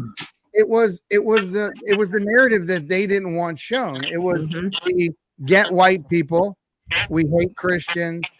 They don't want us to be the victims. They never want to paint us in a victim light because it destroys their narrative. So they just withheld this manifesto. And look, Thomas Crooks, we knew just about everything there was to know, even old TV commercials. Somebody's got like a phone on or something. Sounds like it's maybe a band, like a police band. Just picking something up. Yeah. Right, I'm just going to mute everybody one at a time. Hold on. There you go. There it is. I think it was Anne. Anne's think it got was Anne. something going on in her background of her phone or something. You might have a window open in your phone. Something. Me? I'm in my RV. Came out. Hold on. It's gone. It's Seth. I No, don't guess think. I don't have anything. Whatever it is, it's gone now. It's gone now.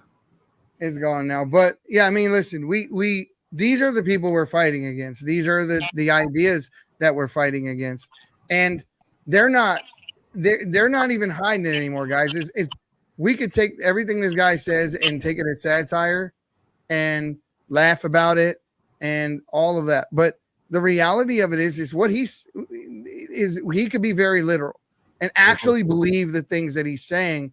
And this passes for okay. This is mainstream now. Right. The things that he's saying are mainstream. These are accepted truths in his circles. In his circles, it's not mainstream. They want us to think it's mainstream, but it really isn't. That's true. Yeah, they're just louder. They're just louder and crazier than us. Maybe 20% of the population, and that's the problem. 20%, and maybe that's high, but it's 20% of the population are trying to control what the 80% of us do. And we have too many people sitting here. Oh, this isn't happening. This can never happen. It's not going to happen. And then people like us that are saying it's happening. Here it is. Elena spends all this time putting this documentary together, and she proves it's happening. We need to get more people. You saw the thing on Facebook where the person's sitting in his chair, right, watching television, and there's fire around him, and he doesn't notice that there's fire around. That's what the United States is right now. I'm a large percentage of people who don't agree with this, Chris, at all, but they don't know what's going on because they don't pay attention. Like Seth said, get off your phones, pay attention, see what's going on. Oh, he's a communist. No, I think he's just anything we're not, Aaron. I think at this point he's just saying whatever it is that he thinks that we don't like. And that's all he's doing. Well, people like him need to start understanding that, well, at least for me and my circle of friends, we're done getting pushed around. Yeah. That those days have come and gone. Yeah. You want to talk on the internet like you're doing right now, that's great. Sit around on your tidy whities, eating your Hot Pockets that mommy's making you, that's fine.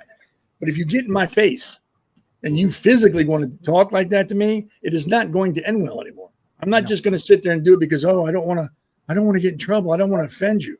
You'll look real funny eating corn on the cob with no teeth when I'm done. It's that simple. I am tired of being bullied by these people who think it's okay to target children and then want to argue with you when you're saying, no, it's not okay. I'm tired of it. Yep. The silent majority, like you say, Eddie, has to stop being quiet. Yep. Yeah. Start pushing back and watch people like him fold like a lawn chair. It's that simple. Yeah. We're such a society of clout chasers that when the girl, I forget what college it was, she had the argument with the male who she didn't want to share the locker room with, and this male just mollywopped her just in a quad in the middle, like there may be 50, 60 people around.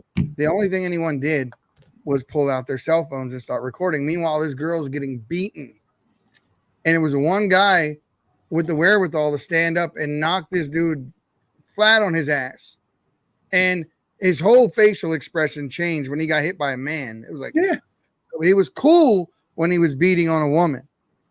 And the thing is that in our society, in the world we're in, if the thing that you have to be afraid of, should that happen, and I've had it happen in a restaurant before. My wife went into a restroom and I had to prevent a male from going in that restroom. And believe me, I would have taken it as far as necessary to make sure that didn't happen. There's no line I wouldn't have crossed.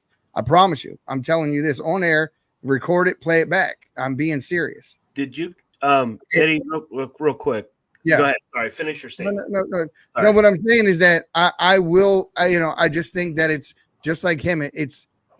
You have to be willing to stand up for what's right, no matter what the cost is. And that's where we got to be. The generation that made this country made it off of grit. They fought. I mean, to go from the East Coast to the West Coast was a life-ending journey for some of these people in those days. There's no air conditioning. There was none of these people had to do what was right and forge societies and laws and standards and rules and things like that. We have gotten so complacent and cumbersome and we just let everything happen organically. Oh, the school will teach my kids. I'll go to the grocery store and get my food. Yeah. I'll go, we've just gotten so damn complacent that even half these people that talk about they want a civil war. I saw a video online the other day, and a guy asked them a few questions. He says, any one of you guys got a farm or a garden? Got any livestock for food? Got any cows for milk or anything like that? You have any weapons and a stockpile of ammo? Do you know how to hunt? Do you know how to, like, no. What are you talking about? There's no point. What are you talking about fighting back for? And you can't. You're not ready. Yeah. And that's where we're at. We're living in a world where everybody has this cell phone, a computer, and we live in our comfy homes. And in order to revolt, should it ever come to that, the thing that no one's going to walk away from their creature comforts. They're gonna bend the knee and do whatever's necessary because we're too taken care of. I don't know how else to put it. We're complacent and taken care of. Meanwhile, our children are being indoctrinated. Our schools are getting shot up. Crime is on the rise. Our daughters are being subjected to things they shouldn't be, like at the YMCA taking showers next to 50-year-old men. Yeah. When people brought that situation up to the YMCA, the people got in trouble for bringing it up, not the 50-year-old man. That's fine as far as they were concerned. I think most people forgot that the YMCA stood for like Young Christian Men's Association or something like that. Yeah. I don't know what Christianity that is. Yeah. Really? Going back, I don't know if does anybody know the Raven Wolf was commenting on X? I saw the comments up there. And it's not an income thing. And because that's what a lot of people do. They'll throw out the income. Well, some people are poor. A parent's a parent. I don't understand where the income comes from. And are we parent shaming? Yeah. I mean, it's the parents' fault. I mean, it's parents' fault. It's school's fault. We have to come together to fix this problem. But it's always income. Have you guys noticed that? It always comes back to income. And what does that have to do with raising your child? What does that have to do with watching what your children do? And if you're low income, how are most of them don't have, from what we have to hear, right? They don't have access to Wi-Fi. We have to give it to them, and they don't have access to phones. But so why does it always come back to income? I don't know. I just hear that a lot. That's the easiest excuse you can say. If you can say, look, I can't afford to quit my job and I can't do this, who's going to argue with you? You're going to go, yeah, I guess that makes sense. You got to feed your family, got to put, roof over the head. Yeah, it makes sense. I can understand it. It's a hard argument to argue back with. You can't debate that. So, but if you think about it, I could live with half of what I have if I had to. I don't need what I need. This is all creature comfort. I need a roof. I need food. I need heat. I need water. I'm good with that. And if that means I got to sacrifice everything else to protect my kid, you know what? I'll walk around in a plastic bag just to make sure he's good. You'll do that anyway. Well, I do. I do. I found this in the trash can next door. So that's what I'm wearing. My neighbor's trash today. But yeah, I would give up everything. And that's how it should. And maybe because I was raised by a cop, I was in the military. There's a responsibility you have, and you do not shirk that responsibility. It's end of line. You do what you have to do. And that means you have to go without so your kids go with. So be it. That's what needs to be done. He reported us for hate speech. Yeah. Okay. Can we report him for pedophilia speech? So your mom, I'll see her later on tonight. How many times our show's been knocked off YouTube? Yeah, that's the kind of guy that will talk like that to a man online. But if you were in his face, he'd have nothing to say. Yes, sir, no, sir. Yes, sir, no, sir. Doesn't have the same energy. I've actually ran into him before. But is there a dollar figure that below a certain dollar figure, the level of your morality gets to be directly correspondent to said dollar figure? I grew up on welfare, right? We used to get the books of food stamps. They used to come in several different books. And, I used to sit down with my grandma at night and we would cup out biscuits. We'd roll them out, cup out biscuits, make our own noodles. We figured it out. Yep. But we didn't know we were poor. We just thought all families cooked together. We just thought all families lived together. We still had the morality. We had some of the funnest times ever. Yeah. And like I said, we didn't know we were poor. And our, what we had in the bank did not directly correspond to the morality in our household. We weren't allowed to cuss. We weren't allowed to do none of these things. Hell, I couldn't. If them street lights came on and I wasn't in the house, it was my ass. We talked about it earlier on Seth's show that, you walked in the house, you took off your hat. You never sat at the kitchen table with your hat on, and you still to this day do that because that's what you were taught. That had nothing to do with how many dollars your family had in the bank. That's right. No. You can't buy class and you can't buy respect. Or integrity. There's no price tag on any of those things. Either you have it or you don't. That's exactly right. No, you got to have, and that's the main reason I do everything I do. I literally think, I know some people will laugh at this, but I'm dead serious. I believe God's watching. I believe with all my heart, God is watching. Yep. And at some point when my life is over here, I'm going to have to answer for not everything I did, but everything I didn't do. When I'm breathing my final couple of breaths, I want to be able to go through my mind and realize, hey, I did everything that I could to the best of my ability, even when it wasn't unpopular. And I want to be good with that. I want to be good to go. Right. Yep. That's my thing. I want to be good to go. And doing what's right is 90% of the time not popular, but it's always right. And it's typically not easy either, but it's still right. Right. It isn't a long, hard road climbing up this hill with the network and the things that we've had to do to get to the point where we're in the room and doing things that just happened. That was all 100% God, just 100% God. Nothing that any of us done. And because of that, I'm so curious at this stage to see what God has in store next. Yeah. And he's pretty explicit in the Bible. He says, "Suffer the little children unto me." That's it. You don't mess with kids. End of story. There's no excuse, no reason, nothing I'm going to forgive. Suffer the little children unto me. He said, better that as it is. He said, better that a millstone be tied around your neck and be tossed into the sea than you would harm the hair of one of these little heads. And, there was the same Bible verse that was used in the movie with, what's the guy's name from Sound of Freedom? What's his name? I met him the other day. Jim Caviezel? Yeah, I met him. We met him. Yeah, we met him the other day. And the FBI guy was with him too. Tim. I don't remember anybody's name, but we met both of them. Yeah, that's cool. Maurice and I met both of them.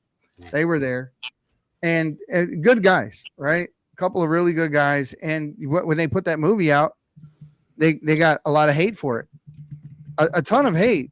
Like, who hates a movie that's about catching pedophiles and putting pedophiles away? Who the hell would stand against a movie like that? They came out right away. Like Rolling Stone came out. They accused Tim Ballard of sexual assault. Ballard, thank you. That's his name. Remember they went after him and tried to smear his name, and he was like, "Oh hell no!" And that went away pretty quickly because they really didn't have anything on it. But they tried. They did everything. They showed the receipts. Then they showed the receipts at the end of the movie. They showed you the picture of the beauty pageant winner and all that, and like everything they were saying was legitimized. But I mean, of course, it's a movie. I'm sure they dramatized some of it. It's a movie. Right? They made the action scenes probably a little more and whatever, but the story was real. The story was real. The things that happened were real. Those kids they talked about, they were real. And we have 86,000 children, guys. The last number they gave us was 86,000. Then I want to give credit where credit is due. Night Owl or whatever his name is sent me the actual number that they just released last. And it went from 86,000 to, I want to tell you the actual number, 86,000 to 317,424.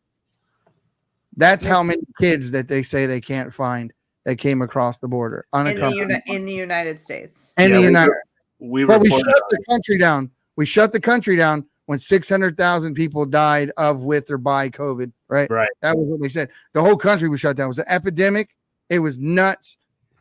These kids are not any place where we can pick up a phone and call. They changed the rules of how a kid is processed through these intake centers when they come into the United States, and they removed the DNA requirement, allowing people on this side of the border to come pick up children and just say, "She's with me, he's with me," and they by the law they have to give these children to these people. These children are coming in. Some of them even have actual tattoos on them. Well, and codes too.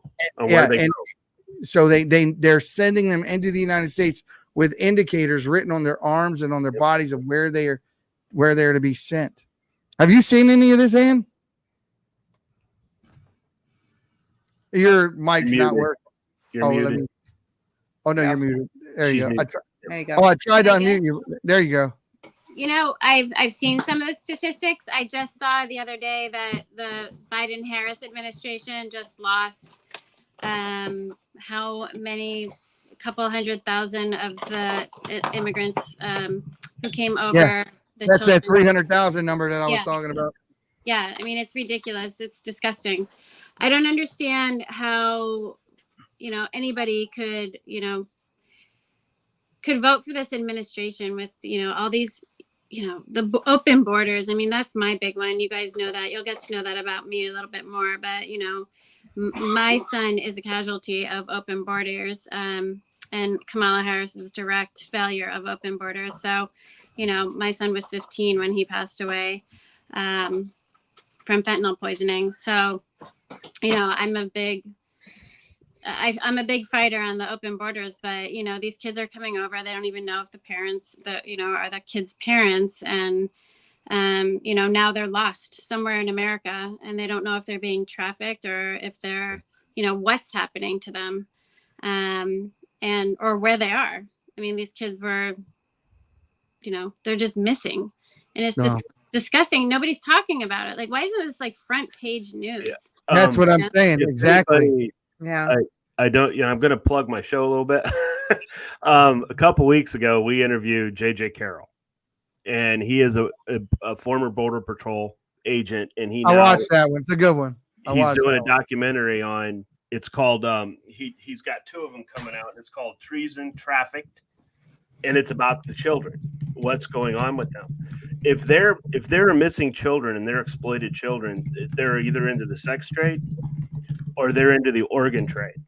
And it's there's a lot of things that is bad about what is going on. And if you get a chance to go watch that, go out to, let me get this is treason.com and look at all of his stuff. I mean, it is scary.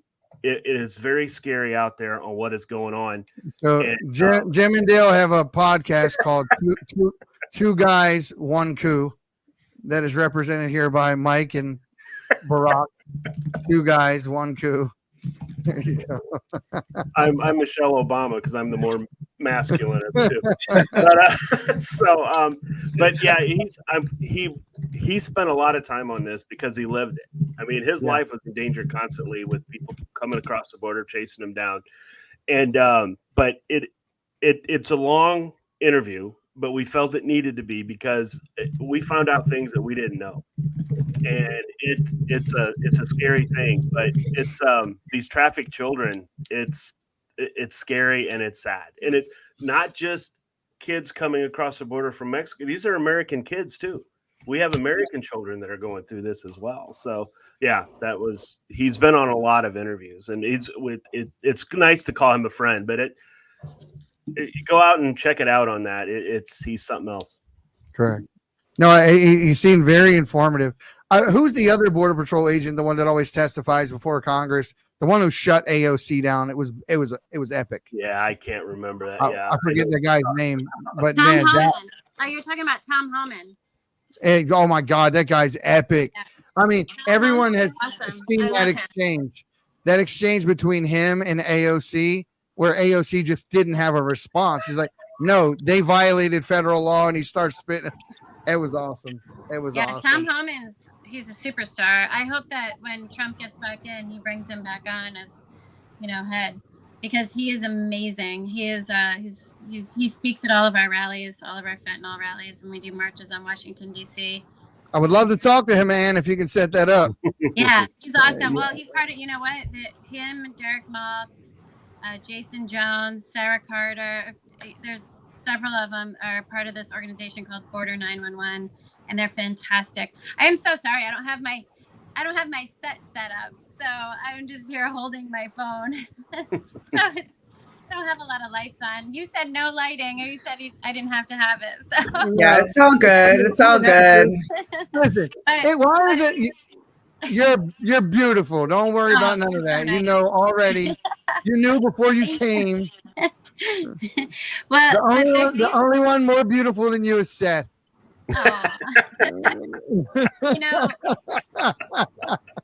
He's running for Miss Maryland, by the way. Seth is entered the Miss Maryland contest, and yeah, should be epic. But these guys are awesome. You know who's another great one? I just mentioned him. Derek Maltz is fantastic. He was head of special operations in the DEA, and man, he's out there, crusading just like I am. He'll get out there with us at 7 a.m. We'll set up, 40 A-frames to put banners on both sides of the A-frames. They're 8 foot by, 4 foot tall A-frames. He's out there in the rain putting it together. This guy is amazing, and he's just doing it because, he's something he believes in. And but Tom Homan's incredible. Now we should get him on the show for sure and talk to him. He's great. But this is great, you guys showing what you're doing. I really am thankful that you guys invited me on. This is something that I'm very passionate about. I'm part of Moms for Liberty, like I said, fighting for kids. My son wasn't, as lucky as a lot of the kids in this country, but it's not just, sexualization of our kids. It's border issues. It's, just general safety. There is no safety in this country anymore for these kids. And, I live in a very rural area and I don't even feel safe. Like I used to drive my bike. I was telling my kids, I used to ride my bike like a mile and a half away from here and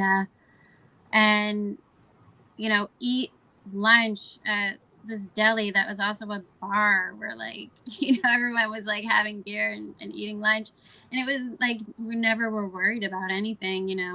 Now I'm afraid to even let my kids go for a walk without me, and I'm in a nice area, so yeah, it's a different world that we live in. We used to be outside all day. Our parents would ring the bell to come inside, and I can't even imagine doing that now. They had a bell. Yeah, ring the bell. Or you knew to be in. There was. You must live in a really rural area because your parents had a damn bell. That reminder on TV at night where they literally had to remind parents. Oh, it's 11 o'clock. Do you know where your children are? You know where your children are. Yeah. Who else remembers that? Unfortunately. Okay. We're all Gen Xers, right? Yeah. So, yeah. But you can't do that anymore, and it's a shame. And now it's a whole nother level. Not only can they not go run around and exercise and have fun and be social, but they're stuck in these little, 4 by or 3 by 6 inch little screens that they're just staring at all day. And I fall into it too. I think we all do. It's definitely designed to keep you tuned in. Yes. So it's important. Yeah, I tell my son all the time, there's lots of bad people out there and you can't be trusting anymore. Yep. Just look and out. It's sad. You see them right in front of the houses. I saw a video not long ago of a kid where his mom was holding one arm and the kidnapper was holding the other. It's like right in front of his house. Wow. And the more we allow our border to be wide open the way we do, we're bringing people in here that don't know about the rule of law. Their culture is completely different than ours. And then just like what Trump was saying the other day at that event we were at, he was saying that they're literally, the governments in a lot of these third world countries are opening their prisons up and telling these people, leave and go to the United States. If you come back here, we're going to kill you. Yep. See the interviews with Dr. Phil. Yeah, and they're coming here. They're coming here, and they don't have any respect for the law. They don't have any respect for their own lives, much less the law in our lives. So it's a powder keg, and sooner or later it's going to blow. He's talking about getting 30 million people that are in this country illegally out. That operation is going to kick off a firestorm and throughout the entire country. So I'm just telling you, even though it's a necessary one, because we're fighting for the survival of our culture, of our people, of our national identity, it's not going to be painless. It's not just going to be something we see on TV and we wonder what's going on today with it. You're going to see it on your drive to work, that we may end up with checkpoints and all sorts of things. And people are going to say, that's un-American. Guys, that's the only way back. It's not un-American. It's un-American what's going on now. Yeah. It's the only way back. We're not talking about Bush, who said, give up all your civil liberties so we can keep you safe after 9/11, and then put all these wireless, listening devices all over everything illegally and did all that sort of stuff. We're talking about 30 million people in this country taking resources from your children, from mine, raping our daughters, our sons, killing people. We have to do something drastic times, drastic measures. And that's what we're looking for right now. We're looking for someone who's willing to take the drastic measures. In a Trump presidency with no returning term, I feel like we're going to see fireworks. We better. Yeah. Remember I told you guys about at the end of the RNC, he played the opera song instead of his typical hold on, I'm coming. It's what he plays at every rally. But in this one at the RNC, somebody here was at the RNC. I wonder who. Like, you heard it, right? The opera song they played as he was leaving. Well, if you watch Sum of All Fears, right? First of all, does anybody know what Sum of All Fears was about? Yes, I'm old. Right. So, Sum of All Fears is a movie about the president. Someone tried to kill the president and missed. And then the president found out who it was and went about killing all the rest of them for doing this. Trump played the theme song from that movie as he left the RNC. And it's like, there's no damn way in the world the timing of that song is just coincidental after this thing took place. 7 more people day before yesterday were put on administrative leave after they started doing more investigation into what took place that day. 7 more Secret Service police were put on administrative leave. But that was really telling. I mean, that made you think, like, first of all, he went so far as to say, play the theme song from this movie because this happened. Like, I don't know. I mean, I've heard him. I was close enough to him to hear him talk off the cuff, not to me, but other people. I was within, I would say, 5-6 feet, right? And he's just a regular dude, and he has the propensity of getting mad. And so he's not like any other politician that I ever been around. No, he's a lot more like of a regular. I mean, you wouldn't even expect that out of like a billionaire, right? You expect him to be. He's a typical New Yorker. He's a New Yorker. Yeah. My old man's a New Yorker. He's the same exact way. If he thinks it, he says it. And if you don't like it, you'll live. Yeah. Yeah, but guys, listen, this is thank you for the movie, Elena. Yeah, thank you. That was very good. Very well done. I have to check out the whole thing. Thanks for me come in. Thank you, guys. Awesome. Absolutely. Do you have, real quick, can you tell people, can they go find it? Do you have it on your website or something? Or do we have it on our network site, I guess, too? I think it's in the description of the videos here if you're watching on Rumble or YouTube. But you can just go to AmericanGroomerFilm.com, and the film is free to watch. So AmericanGroomerFilm.com, and just right there on the homepage, there she is. It's going to be in Spanish soon, too. Okay. I'm sorry. All of my groups, all of my parent groups. That's awesome. Yeah, please share with them, please. They can use this as a tool for waking up other people.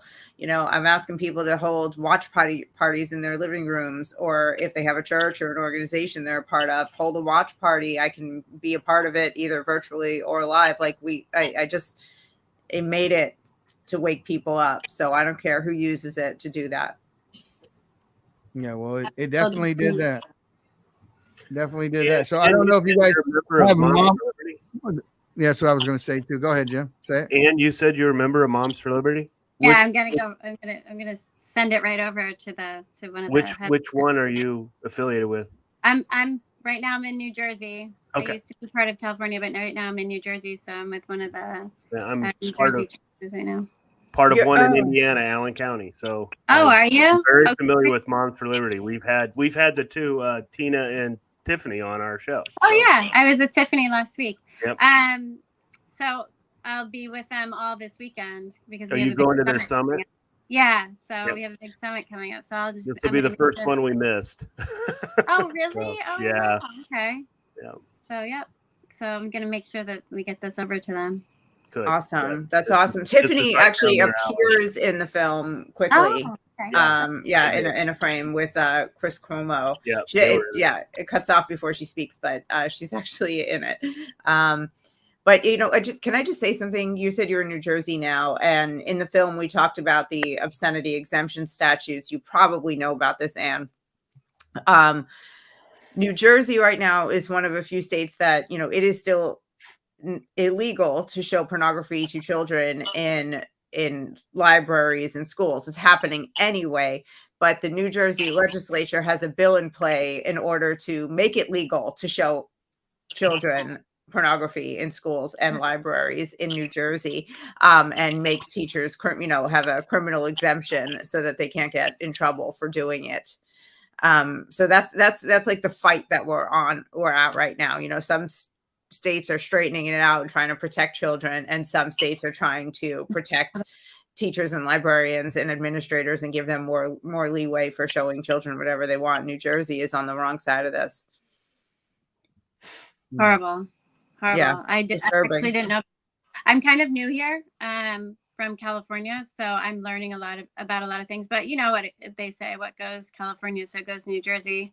It's the next state from California that everything liberal happens to. Yeah, you went from like one bad governor to another. Yeah, sorry to say that, but that's okay. They get fighters like you there. It'll be all right. Maryland's not far behind either. We're gonna try. We are hoping to. Maryland is completely back of the bus. You are. Oh, I know. It is all the way in the back. Check out that one. Matter of fact, I think it's on a trailer that's being towed behind the bus. Right. I think it might be. I can't argue with that. I'm in an RV right now. What are you saying? You have better accommodations than most people who live in Maryland right now. I love traveling with an RV. It is fun. It's a great time. Yeah. So, Maryland.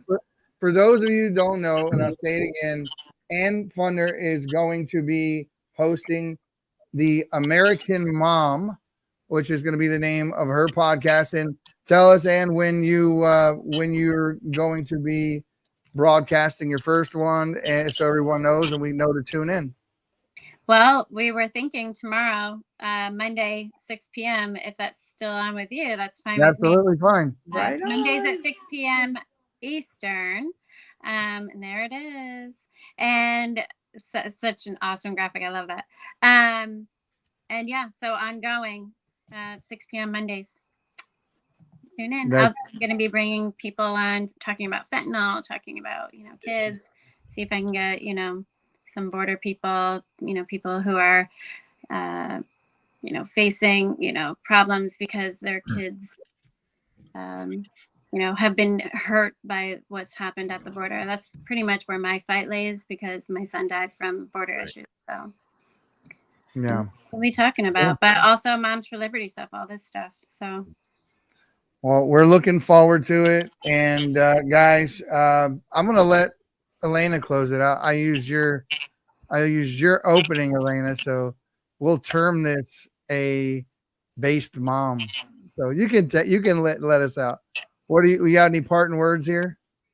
No, thank you all for being here today. I'm looks like I made my mission. I let you know what's going on and made you angry. And that's what I want. I want to make every parent in America angry about what's happening to their kids. And I want everyone who's on the other side of this, doing this to our kids, to see this film. And I want them to become angry because we are coming for them and we are coming to protect our children. So yeah, normally I try not to make people angry, but today, yeah. And when it comes in this particular field, let's go. Yeah. This is war. This is war for our children to protect their innocence. So thanks for coming, AmericanGroomerFilm.com. I think we should all say goodnight. It's been a long, busy weekend, hasn't it? I know Eddie was hanging out at Trump and we're all doing all kinds of stuff. So working hard on this network. So make sure to like and sub the Patriots Prayer Podcast channel. on Rumble and everywhere you see this. And thanks for being here tonight. God bless America. Yeah. God bless America, guys. Have a good night. Bye. We'll see you tomorrow. Have a good one.